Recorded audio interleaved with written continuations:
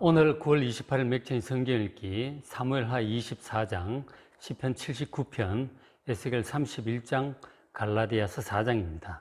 그래서 오늘은 에스겔서 29장부터 32장까지 말씀을 한꺼번에 보려고 합니다. 왜냐하면 하나님께서 바벨론 왕 느부갓네살을 통해서 당시 이 중동 지역의 모든 나라들을 심판하시는 말씀 중에 지난번에 이제 두로에 대해서 봤잖아요. 오늘 29장부터 32장까지는 당시 오랜 전통의 강대국이었던 이 애굽을 심판하시는 그 말씀이에요. 그래서 이제 한 단위로 되어 있기 때문에 같이 좀 보려고 합니다. 먼저 이제 지금 에스겔 저 당시가 BC 한 600년 좀 이제 근처잖아요. 그때쯤인데 그 이전까지 이 애굽은, 이집트는 전통적으로 아주 오래된 강대국이었어요. 지금 이집트와는 상상할 수 없습니다. 아주 최고의 강대국이었어요.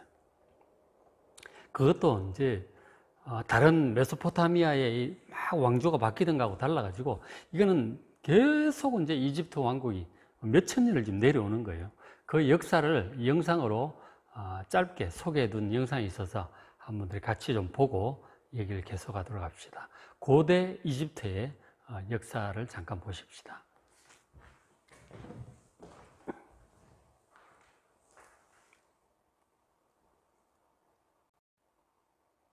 기원전 3100년 메네스가 이집트를 통일하면서 본격적인 이집트 왕조가 시작됩니다. 이집트의 통일 왕조는 고왕국, 중왕국, 신왕국 시대로 나뉘는데요.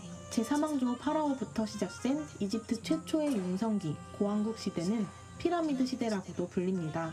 이집트의 왕은 태양신의 아들이라는 뜻의 파라오로 불리면서 절대적인 권위를 누렸습니다. 고대 이집트인들은 위대한 파라오를 영원히 모시기 위해 시신에 약품을 발라서 썩지 않는 미라를 만들었습니다. 그리고 세계 7대 불가사의 중 하나인 피라미드는 죽은 왕이 편히 쉴 수 있도록 한 줌의 햇빛도 들지 않도록 설계되었고 침실과 식탁, 은쟁반과 보물로 채워졌습니다. 고왕국 시대의 가장 유명한 피라미드는 기자에 있는 쿠푸왕의 피라미드인데요. 파라오의 권위가 높아지면서 이전 왕들의 묘에 비해 60배에 달하는 규모로 피라미드가 거대해집니다. 쿠푸왕 피라미드는 평균 2.5톤 무게의 돌 230만 개를 쌓아 올린 명실상부한 세계 최대 석조 건물인데요. 피라미드가 세워진 기원전 2550년경은 놀랍게도 동아시아가 아직 청동기 시대 진입하기도 전이었습니다. 고대 이집트의 파라오들은 거대한 스핑크스를 건설하는데요. 길이 57m, 높이 20m에 이르는 거대한 스핑크스는 그리스 신화 속의 상상의 괴물입니다. 갑작스러운 가뭄으로 나일강에 기근이 닥치면서 제6왕조 페피 2세를 마지막으로 고왕국 시대가 막을 내립니다. 이후 혼란해진 이집트는 민중의 반란과 봉건 제후의 출현이 반복되면서 146년간 27명의 파라오가 난립하게 됩니다. 이 시기를 제1중간기라고 부릅니다. 제1중간기에 혼란이 수습된 것은 제12왕조 시기였는데요. 멘투호테프 2세가 통일에 성공한 이후를 중왕국 시대라 합니다. 중왕국 시대의 수도는 멤피스보다 훨씬 상류에 위치한 테베였는데요. 아몬 신과 라 신을 합친 최고의 신 아몬-라 신이 탄생하면서 파라오들은 그를 위한 신전을 지었고 사대계급의 힘이 강해지기 시작합니다. 아시아와 교류가 활발해지면서 새 문물이 들어왔고 누비아, 시리아, 리비아 등을 향해 군사원정이 이루어집니다. 기원전 17세기경 청동무기와 불의 전차와 같은 우수한 군사기술을 가진 힉소스인들에게 이집트가 정복되는데요. 이 시기를 제2중간기라 합니다. 힉소스인들 역시 100년 정도 존속한 이집트 왕조로 인정됩니다. 기원전 1550년 고대 이집트 역사상 최고의 전성기인 신왕국 시대가 열립니다. 이집트는 군사적 확장을 지속해 나갔고 금과 노예를 얻기 위해 남쪽으로 진출합니다. 신왕국 파라오들 중에서 땅을 가장 많이 넓힌 파라오는 여자 파라오였던 하트세프트인데요. 기원전 1479년 하트세프트는 군사적 힘이 아닌 무역을 통해 이집트를 확장해 나갔습니다. 그녀는 아문신의 신탁에 영감을 받아 홍해를 넘어서 소말리아 지역과 해성 교역을 시도합니다. 이때 들여온 귀한 유향과 몰약은 각각 종교의식과 미라의 방부 처리에 사용됩니다. 신왕국 시기 아크나톤이라는 파라오가 있었는데 일명 이집트판 김정일이라고 할 수 있는 인물입니다. 공포를 조장하는 경찰 세력을 거느리고 대규모의 개인 숭배를 조장했습니다. 아크나톤은 이집트를 위한 새로운 신 아톤을 창조해서 종교개혁을 시도했지만 그가 사망하면서 실패로 돌아갑니다. 그 후 파라오가 된 투탕카멘은 아톤 신으로부터 등을 돌리는데요. 소녀마을 투탕카멘이 가장 유명한 이유는 먼 미래 1922년에 영국인들에 의해 온전한 무덤이 발견되었기 때문인데요. 그의 무덤 속에는 손타지하는 수많은 보물들이 보존되어 있었고 미라가 된 투탕카멘의 얼굴은 황금 가면으로 가려져 있었습니다. 9살의 파라오가 된 투탕카멘은 사후의 유명세와는 다르게 기구한 삶을 살았는데요. 뼈 질환과 말라리아 등의 합병증에다가 입천장이 갈라진 구개파열이라는 기형을 앓다가 19살의 나이로 요절했습니다. 110년간 이어진 제19왕조 람세스 2세 때 이집트는 최전성기를 맞이합니다. 고왕국 시대가 범접할 수 없는 신비함이 있었다면 신왕국 시대에는 사상 최대의 국토 그리고 화려한 문화가 있었습니다. 투탕카멘에 이어 오늘날 가장 유명한 파라오로 손꼽히는 람세스 2세는 신왕국 전성기의 대표 파라오인데요. 람세스는 무려 66년간 재위했기 때문에 이집트 사상 가장 많은 기념물을 세웁니다. 4개의 거대한 좌상이 있는 아부신베 신전, 룩소르 신전과 같은 수많은 거대한 석상을 남겼습니다. 그는 오리엔트의 양대 강자로 아시아의 새로운 강적인 히타이트에 맞서서 대대적인 아시아 출병에 나섭니다. 결국 히타이트와 강화 조약을 맺었고 이후 40년간은 오리엔트 세계가 평화를 맞이합니다. 그리고 이집트는 바다민족이라 불리는 이방인의 공격을 받았다가 한 세기가 지나서야 겨우 축출하게 되는데요. 이 바다민족 사태가 끝난 이집트는 하이집트와 상이집트로 분열됩니다. 이 혼란기를 제3중간기라 합니다. 이때 리비아인, 누비아인, 아비시니아인의 침공을 받으면서 거의 4세기 동안 외국인의 지배를 받게 됩니다.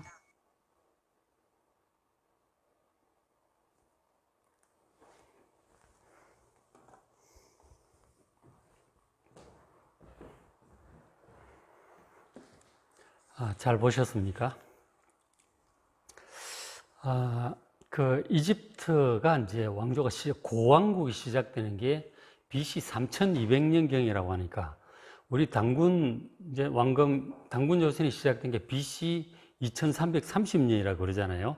사료가 이제 적어서 참 어려운데 그거보다 훨씬 더 오래된 거죠. 1000년 이상이나 오래된 고조선보다 1000년이나 더 오래된 그런 문명이 이집트 문명인 것입니다. 그때로부터 이제 이렇게 계속해서 강대국이었던 거죠. 2000년 가까이 아주 전통적인 이제 강대국이었던 것이죠.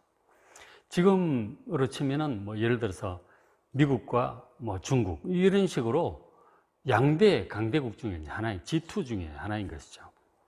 그런데 이제 그 이집트에 비해서 이제 강대국이 바로 앞에 지도 뒤에 보시면 그 오른쪽에 이제 메소포타미아가 있죠. 유프라테스 티그리스 강 그쪽으로 있고 저희가 이제 이란, 이라크 지역이죠. 위에 아시리아, 바빌로니아 보이고 그 왼쪽에 이스라엘 지나서 시나이 반도 지나서 이집트 보이죠. 그죠? 왼쪽에. 저 이집트는 2000년 이상 계속 강대국이고 오른쪽에 메소포타미아 지역에는 계속 바뀌는 거예요. 왕조가. 맨 첫 문명이 지금 발견된 것으로서는 이제 수메르 문명이죠. BC 한 3500년. 수메르 문명, 그 다음에 아카드 문명, 우르 삼왕조, 고바빌로니아, 아수르 신바빌로니아 이렇게 역사가 계속 바뀝니다. 나라들이. 그렇게 요동을 칠 때 이집트는 계속해서 이집트인 것이죠. G2의 한 얼마나 오래된 전통적인 강대국이에요. 그러니까 메소포타미아는 계속 나라가 변하는 거예요. 근데 이집트는 계속 이집트인 것이죠. 물론 고왕국, 중왕국, 신왕국 이렇게 나가지만 그러니까 중간에 있는 이스라엘 입장에서 이 저쪽에 변하는 저쪽에 메소포타미아 쪽의 강자보다는 이집트를 의지하는 그런 마음이 이제 훨씬 많았던 것이죠. 인간적으로 그렇잖아요. 그죠?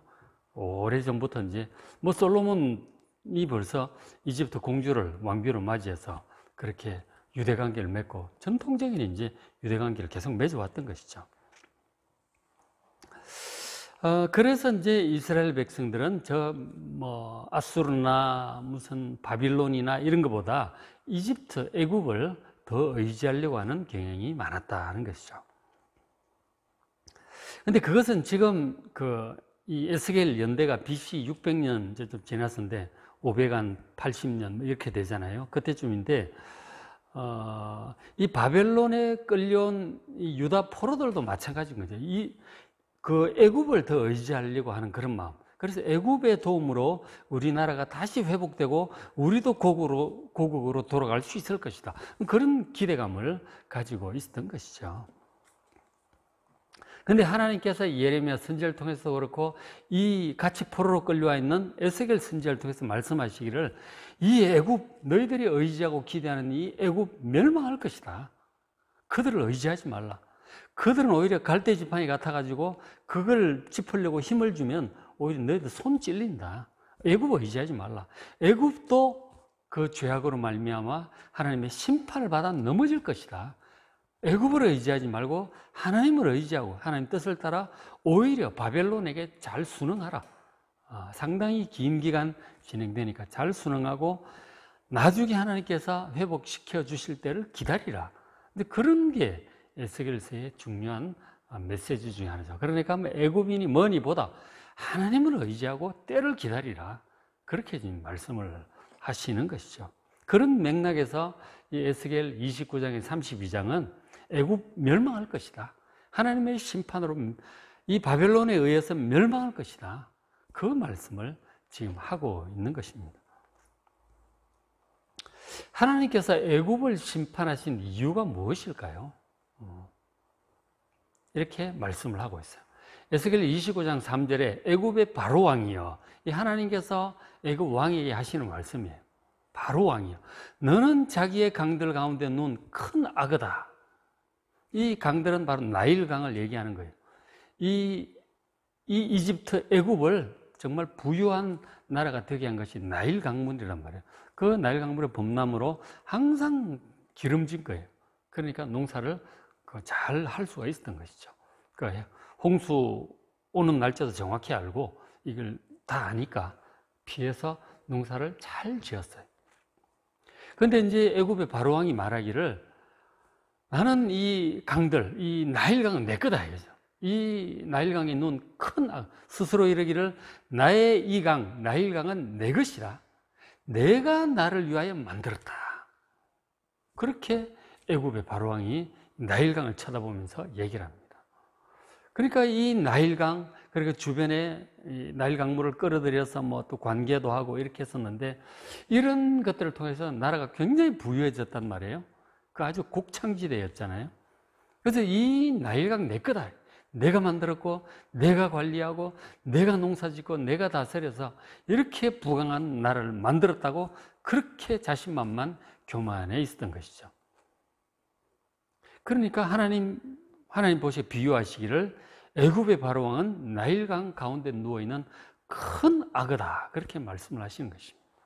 그 교만하게 유유히 나일강물을 헤집고 다니는 그 악어를 향해서 애굽의 바로왕을 향해서 하나님께서 말씀하십니다. 4절에 내가 갈고리로 너희 아가미를 꿰고 너를 너의 강들 가운데서 끌어내고 너와 너의 강의 모든 고기를 들에 던져버릴 것이다. 그래서 너희 고기도 뜯길 것이고 함께 너를 의지하던 그 고기들도 함께 죽을 것이다. 하나님께서 심판의 말씀을 그렇게 선고를 하셨어요. 그러니까 보십시오. 그 나일강이 이 바로왕이 자기가 만들었어요. 하나님이 만드신 것이죠. 이 나일강 그리고 규칙적인 홍수 이런 것들을 통해서 그 홍수가 나서 범람하고 나면 땅이 굉장히 이제 비려준 것처럼 비옥해지는 거예요. 그 다음 홍수가 올 때까지 이제 농사를 잘 지을 수 있는 거죠. 우기가 지나가면. 그런 모든 것을 하나님이 만드셨단 말이에요. 그 나일강이라고 하는 좋은 여건을 허락하신 분이 하나님이세요. 그 하나님께 감사할 줄 모르고, 물론 믿음이 없으니까 그럴 수도 있겠죠. 하나님 잘 모르는 거죠. 그러니까 온갖 우상을 섬기잖아요. 아문신, 라신, 아톤신, 이 신 저 신 막 섬기잖아요. 이 여호와 하나님을 모르니까, 창조자 하나님을 모르니까 제 멋대로 상상해낸 신들을 그렇게 섬기고 그랬던 것이죠. 그러면서 실제로는 이 강은 내가 만든 것이다, 내 것이다, 이 강으로 이렇게 우리가 부유하다, 그렇게 얘기를 하는 거죠. 하나님께서 그들의 어리석음과 교만함을 심판하시는 것입니다. 거기 또 이제 그런 비유들도 나와요. 이 애굽도 그렇고 아수르도 그렇고 31장에 이렇게 나오는데, 애굽을 이미 망한 아수르의 비유를 합니다. 아수르도 그렇고 애굽도 그렇다는 식으로 나오는데, 오늘 말씀에, 그러니까 이 아수르는 그 큰 강 옆에 심겨진 큰 백향목이라고 그렇게 비유를 하십니다. 그러니까 이 아수르도 그렇고 이 애굽도 마찬가지인데, 그 4대 문명이 전부 강 주변에서 만들어졌잖아요. 강 때문에 농사를 할 수 있는 것이고, 그것 때문에 이제 제국들이, 문명이 세워지는 것입니다. 근데 이 애굽이나 아수르 같은 경우는 강 옆에서 자란 큰 백향목과 같은 나무인 거죠. 그래서 가지를 뻗치고 많은 잎사귀 그리고 열매, 아주 큰 나무를 이룬 거예요. 큰 강 옆에서 생겨난 큰 나무인 것입니다. 큰 강 옆에 그렇게 자랄 수 있도록 그 심은 분이 하나님이세요. 나무라는 것은 하나님이 심으시는 것이죠. 인간도 문명도 하나님이 심으신 거예요. 강 옆에 심겨진 큰 나무들인 것입니다. 아수르나 이집트나. 그 좋은 아주 기름진 강 옆에다 그렇게 심어주신 하나님께 감사를 하는 게 마땅한 것이죠. 그런데 내 능력과 지혜와 열심으로 이 큰 제국을 내가 이루었다고 교만한 것이죠. 교만한 것입니다. 그래서 하나님께서 그 뿌리채 뽑기도 하고, 그 악을 던지다가 집어 던지기도 하고 심판도 하시는 것입니다. 그들의 교만으로 말미암아 하나님 앞에 감사와 겸손함을 알지 못하는 그들에게 결국은 하나님의 심판이 임하게 되는 것이죠.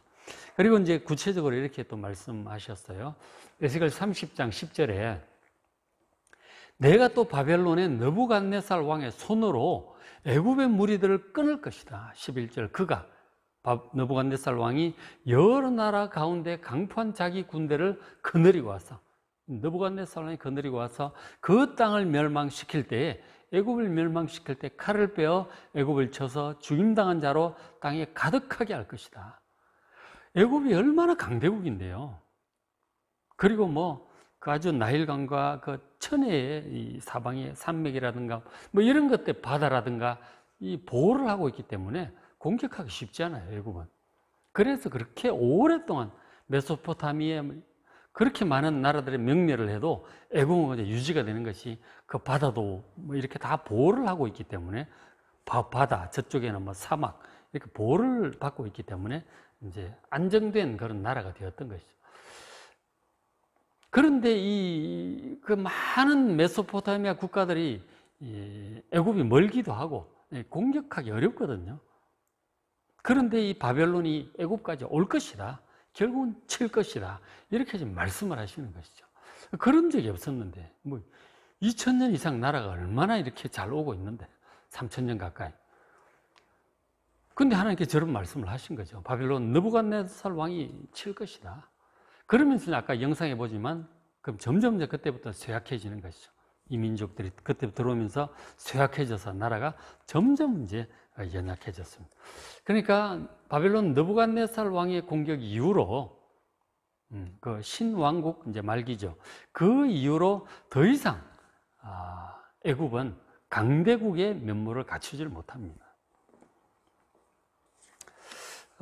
그래서 이제 이런 말씀이 있어요. 29장 12절에 내가 애굽 땅을 황폐한 나라들 같이 황폐하게 하며 나라 가운데서 지극히 미약한 나라가 될 것이다. 이 3000년 강대국이 미약한 나라가 될 거라는 거죠. 다시는 나라들 위에 스스로 높이지 못하리니 내가 그들을 감하여 다시는 나라들을 다스리지 못하게 할 것임이니라. 나라가 다시 회복이 되긴 되는데 40년 후에 회복이 된다고 하셨어요. 회복이 되긴 되는데 이전처럼 더 이상 강대국은 아니에요. 지금 이집트 모양 정도의 그런 이제 보통 나라인 것이죠. 더 이상 G2급에 해당하는 강대국은 더 이상 아닐 것이다. 미약한 나라가 될 것이다. 그렇게 말씀을 하신 것이죠. 그래서 실제로 이제 아까 영상 나왔지만 그때부터 나라가 점점 약해져 가지고 아주 겨우 나라를 유지해 갑니다. 그렇게 하다가 세월이 더 흘러서 역사 이야기 조금만 해드리면 서기 한 330년경인가요? BC 330년경에 알렉산더 대왕이 있죠. 헬라 제국이 알렉산더 대왕에 의해서 완전히 점령이 돼버려요. 완전히 점령이 돼가지고 그 알렉산더 이제 제국이 돼버린 거예요. 제국의 나라가 된 거예요. 그래서 이제 이집트 안에 알렉산드리아라고 도시가 있잖아요. 그 알렉산더 대왕이 세운 거예요. 알렉산더 대왕이 가는 데마다 알렉산드리아를 세웠습니다. 그래서 애굽도 이집트도 완전히 이제 헬라 제국이 되어버렸어요. 그러니까 전통적인 파라오 시대는 끝난 거예요. 이제 약해지다가 결국은 저렇게 됐고, 그리고 이제 세월이 조금 더 흘러가서 뭐 한 300년 정도 더 흘러가가지고 그 알렉산더 대왕이 죽고 나서는 그 나라가 헬라 제국이 4개로 쪼개져요. 그래서 이집트 지역은 프톨레미우스 왕조라고 이제 그렇게 해서 그리스 군주죠.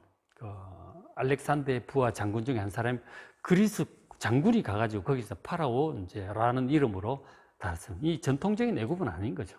그러니까 헬라 제국의 한 이제 일개 국가로 그렇게 이제 쭉 내려가다가 예수님 시대 때 그때쯤 이제 그 헬라 제국의 파라오가 그 이집트의 파라오가 그 유명한 클레오파트라입니다. 클레오파트라 시저와 옥타비아누스와 이제 사랑을 나누게 되고 그렇게 하게 되는데, 어쨌든 그 클레오파트라가 죽는 그 해가 서기 31년이니까 예수님 십자가에 못 박혀 죽으시는 그 해 그 즈음인 거죠. 거의 그 예수님 죽으신 해가 서기 30년, 클레오파트라가 죽은 해가 서기 31년이에요.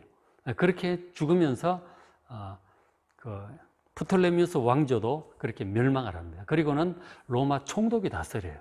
애굽을 총독이 다스리다가 그렇게 한 600년쯤 가다가 나중에는 이슬람 국가가 되어버리죠. 이집트가.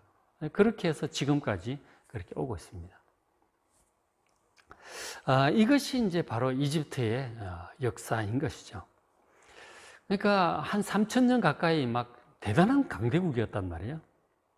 그런데 정말 교만하고 하나님의 은혜도 알지 못하고 결국 하나님의 심판으로 바벨론 느부갓네살 왕에서 나라가 급격하게 이제 약해지게 된 거죠. 그러면서 이제 아주 약해져 가지고 지금과 같은 이집트, 그런 보통 나라가 되어버리고 말한 것입니다.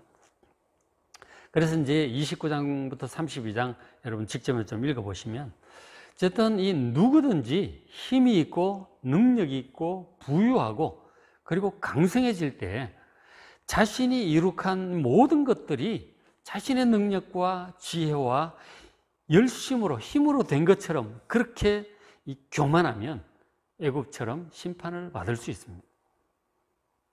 그렇죠. 하나님께 감사하지 못하면 결국은 무너지는 것입니다. 그래서 자신이 이룩한 이 큰 일을 많이 이루면 많은 것들을 소유하게 되죠. 그 가지게 된 모든 것들이 하나님께서 그렇게 해주신 것임을 우리는 그래도 좀 알고 있잖아요. 정말 진짜로 그렇게 알고 감사하셔야 됩니다. 이것이 나의 지혜와 열심과 능력으로 이룬 것이냐, 목에 힘을 주고 이렇게 되면 안 된다는 거죠.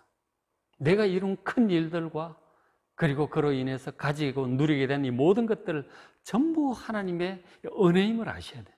하나님의 섭리 가운데, 허락하심 가운데 이루어진 일들이에요. 우리의 지혜와 능력도 건강도 좋은 어떤 돕는 사람들, 전부 하나님의 은혜 없이 될 수 있는 것이 아무것도 없습니다. 마치 우리 생명이 하나님 창조하신 땅을 밟고 살잖아요. 우리가 하나님 주신 이 공기를 마시고 하나님 주신 이 물을 마시고 이 양식을 먹으면서 살고 하나님 주신 건강으로 지혜로 우리가 이런 일들을 하고 이런 것들을 누리는 거란 말이에요. 그것을 우리가 알진데 모든 것에 대해서 내가 가지고 있는 것, 누리는 것, 이룬 것 모든 것에 대해서 하나님께 정말 감사하시기 바랍니다. 애굽처럼 내가 이룬 것이다 이렇게 되면 결국은 하나님께로부터 심판을 받게 되는 것이죠. 그래서 모든 것을 정말 하나님께 감사하시고 그리고 하나님의 뜻을 따라서 주신 것들, 내가 지금 가지고 있는 것들이 있잖아요. 그 모든 것들을 기도하면서 하나님의 뜻을 따라 선하게 의롭게 하나님의 나라를 위해서 잘 사용하는 여러분 되시길 바랍니다. 자, 오늘 사무엘하 24장, 오늘 사무엘하 마지막 장이에요. 사무엘하 24장, 내일부터 열왕기상 또 시작됩니다. 시편 79편, 에스겔 31장, 에스겔 29에서 32가 애굽에 가는 거예요. 그 다음 갈라디아서 4장입니다. 오늘 말씀 잘 읽으시고 또 은혜 많이 받으시기 바랍니다.